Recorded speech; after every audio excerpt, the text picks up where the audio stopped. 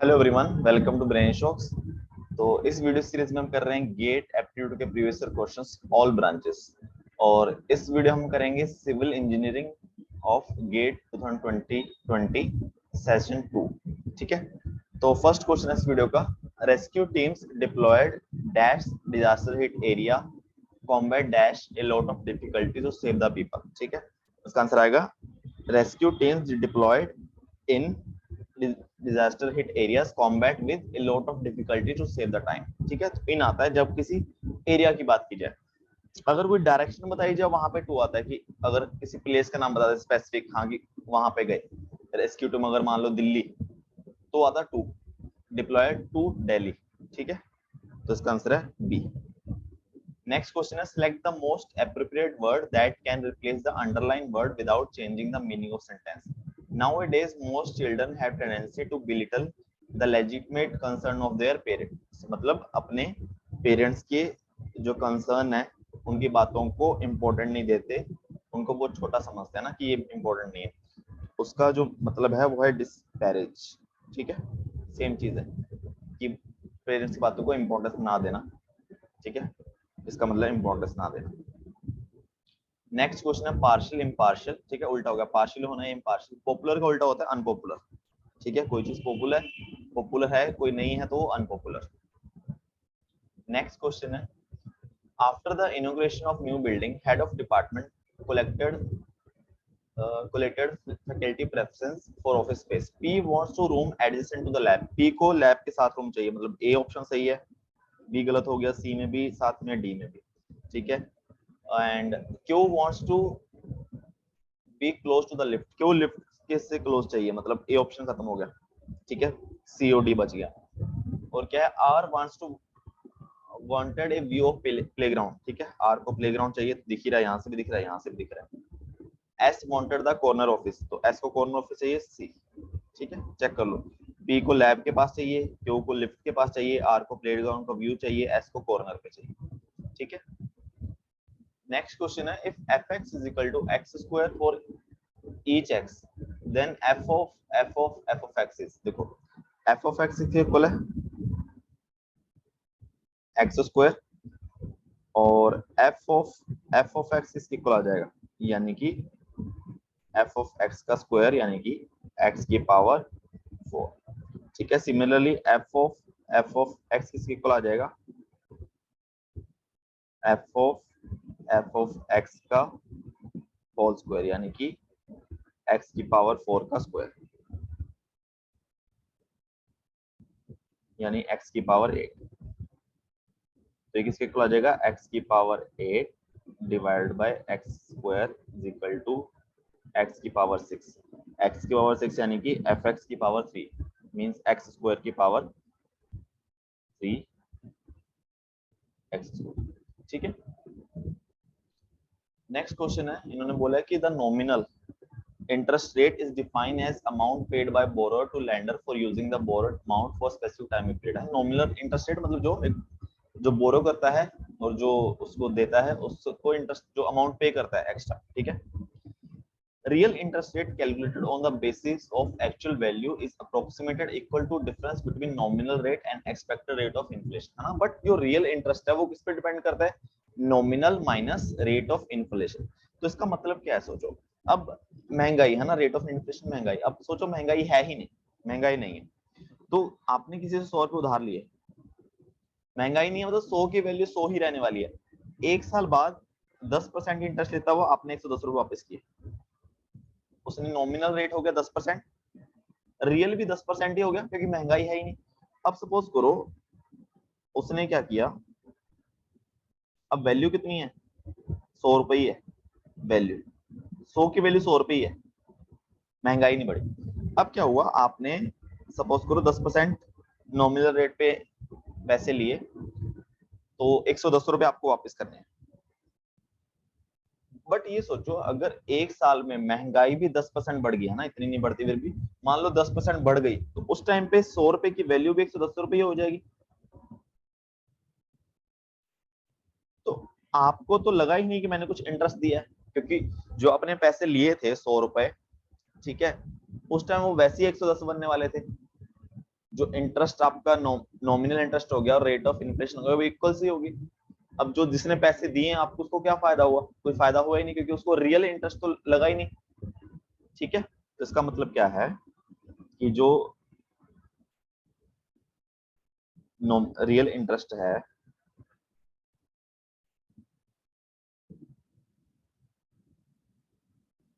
वो किसके इक्वल है, नॉमिनल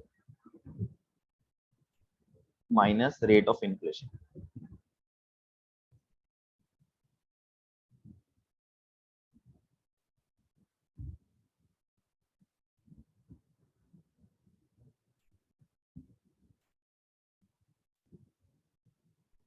ठीक है, तो अब पढ़ते हैं। इन्होंने बोला कि under high inflation real interest rate is low. अगर इन्फ्लेशन हाई है तो रियल रेट इंटरेस्ट कम होगा, यस ये सही है। और इससे किसको फायदा होगा, बोरोर को।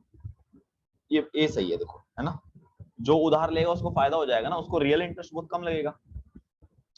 बी देखो, लो इन्फ्लेशन, लो इन्फ्लेशन यानी कि रियल रेट ज्यादा, रियल इज हाई, तो बोरोर गेट बेनिफिट, गलत। लेंडर्स गेट बेनिफिट होगा ना, जिसने उधार दिया है उसको ज्यादा फायदा होगा, इंटरेस्ट रेट हाई है तो। सी में देखो, under high inflation real interest is low, lenders get benefit, गलत। जिसने उधार लिया उसको बेनिफिट होगा अगर लो है तो। ठीक है, सिमिलरली डी भी गलत हो जाएगा। नेक्स्ट क्वेश्चन है, for the year 2019 which of the previous year calendar can be used. देखो क्या होता है, अगर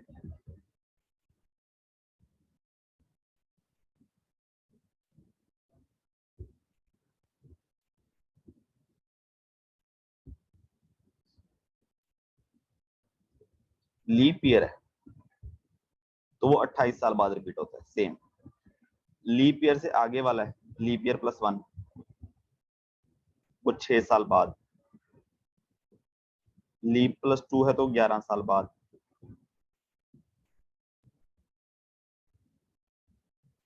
ये भी 11, मतलब 6, 11, 28 डिफरेंस इतना होना चाहिए। तो 19 का देखो, 11 के साथ डिफरेंस क्या है, 8, यहाँ पे 7, यहाँ पे 6, सी आ जाएगा। ठीक है, और ये चेक कर लो, ये लीप +1, ये 2012 +1 है।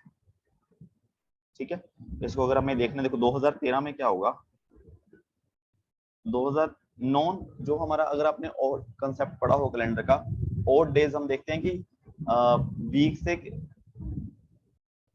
कि डिवाइड बाय 7 करते हैं जब हम टोटल नंबर डेज को, कितना रिमाइंडर आता है। तो जैसे 2013 है, 365 डेज होंगे तो एक दिन एक्स्ट्रा बचेगा, 1 और डे। ठीक है, सिमिलरली 2014 नेक्स्ट ईयर, यहाँ पे 1 और डे। 2015 1 और डे। 2016 क्या आ जाएगा, लीप ईयर आ जाएगा, यहाँ पे 2 और डे आ जाएंगे। 2017 1 और डे। 2018 1 और डे। तो ये सम करो, 1 + 1 + 1 3 2 5 6 7, तो यहाँ तक क्या हो गया, हमारा एक वीक पूरा हो गया। तो 2019 फिर रिपीट कर जाएगा 2013 के साथ। ठीक है, तो ऐसे करते हैं, ऑप्शन आ जाएगा सी।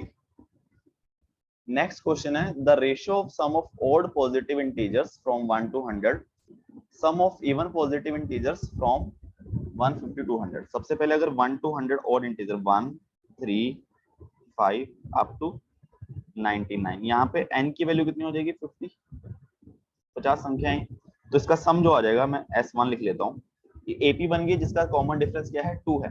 तो n टर्म्स है, इसका सम क्या होता है, n/2, first term plus last term, यानी कि 50/2 इंटू 1 + 99 100, क्या आ जाएगा 2500। ठीक है, सिमिलरली 150 to 100 इवन पॉजिटिव, मतलब 150 152, ठीक है 154 अप टू 200। अब ये अगर मैं, कितनी आ जाएगी, 26 आ जाएंगे यहाँ पे। ठीक है, जैसे अगर आप 151 से देखोगे, 151 के से 200 में 50 नंबर हो गए, 25 इवन 25 ओड, और मैं 150 को इंक्लूड कर लूँ तो 26 हो जाएंगे। तो इसका सम क्या आ जाएगा, S2 की अगर बात करूं, n/2 यानी कि 26/2 150 + 200 मींस 13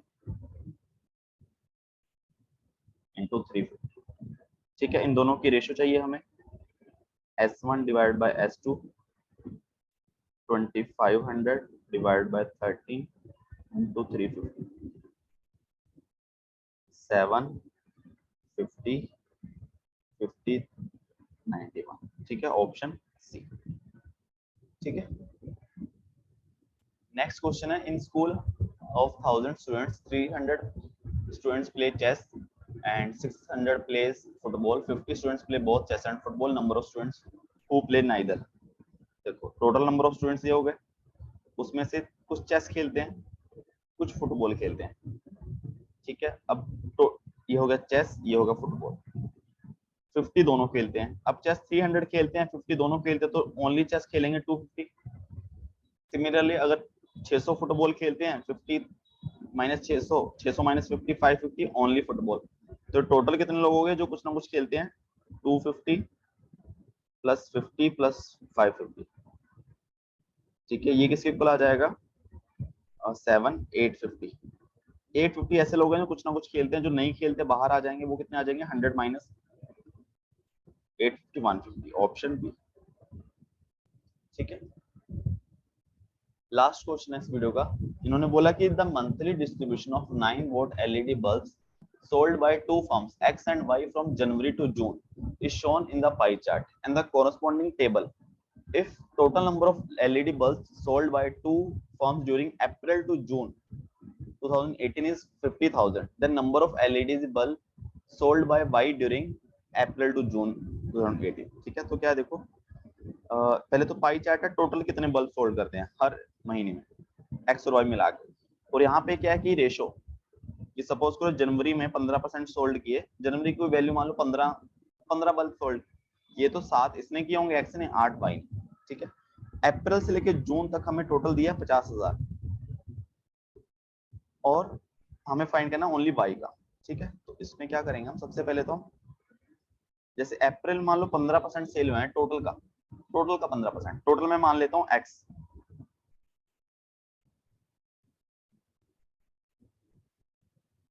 ठीक है, टोटल एक्स है। और अप्रैल मई जून तक टोटल कितना है? 50, मतलब ये हो गया 15 प्लस 10 प्लस 10 35, मतलब एक्स का 35% कितना है? 50,000। ठीक है, तो चलो यहां से हम एक्स की वैल्यू फाइंड कर लेंगे। 50,000 इंटू 100 डिवाइडेड बाय 35। ठीक है, ये वैल्यू फ्रैक्शन में आएगी, बट देखते हैं। 50,000 इंटू 100 डिवाइडेड बाय 35। ठीक है, ये वैल्यू आएगी कितने? एक्स की वैल्यू आ गई अप्रोक्सीमेट 1242857.1429। ठीक है, ये आ गया अप्रोक्सीमेट।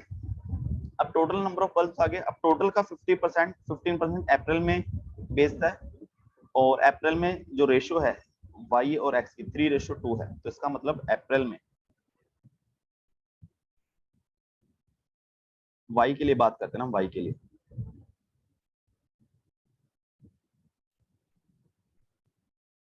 तो y जो है 3:2, यानी कि 2/3 + 2 × 15, 6% हो गया x का।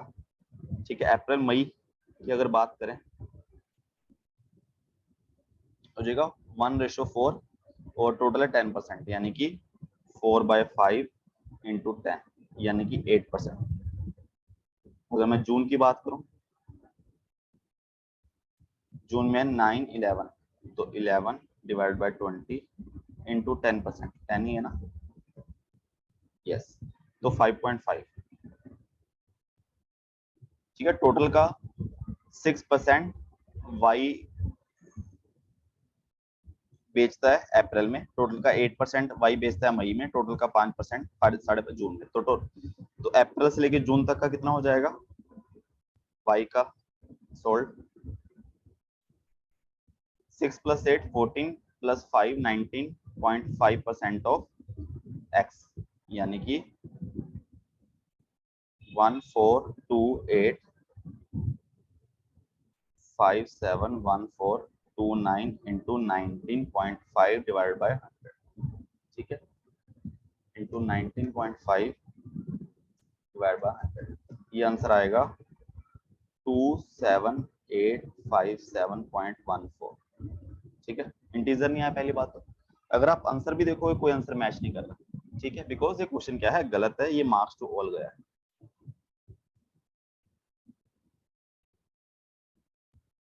ठीक है, अब गलत क्यों है, इन्होंने जो वैल्यू दी है ना, ये 50,000, ये 50,000 अप्रैल से जून की नहीं है, ये जनवरी से क्या है, जनवरी से जून तक की है। मतलब यहाँ पे एक्स की वैल्यू ही 50,000 है, अगर हमने जो इन्होंने आंसर निकाला है जिस हिसाब से ना, गलत है क्योंकि इन्होंने अप्रैल लिखा है। तो यहाँ पे 19.5% एक्चुअल में क्या आना चाहिए, 19.5% ऑफ 50,000, 50,000 टोटल है, तब आ जाएगा 50,000 इंटू 19.5 डिवाइड बाय 100। ठीक है, तो ये आ जाएगा 9750, तो वो ऑप्शन में है। ठीक है, तो बस इस वजह से क्या हो गया, मार्क्स टू ऑल। फिर भी चलो, फिर भी आप ट्राई कर सकते हो 50,000 लेके। और फिर भी इसमें किसी भी क्वेश्चन में डाउट हो नीचे कमेंट कर देना, टेलीग्राम पे पूछ लेना। एंड वीडियो से कुछ भी सीखा हो तो प्लीज वीडियो को लाइक करना, अपने दोस्तों के साथ शेयर करना एंड चैनल को सब्सक्राइब कर देना। Thank you so much.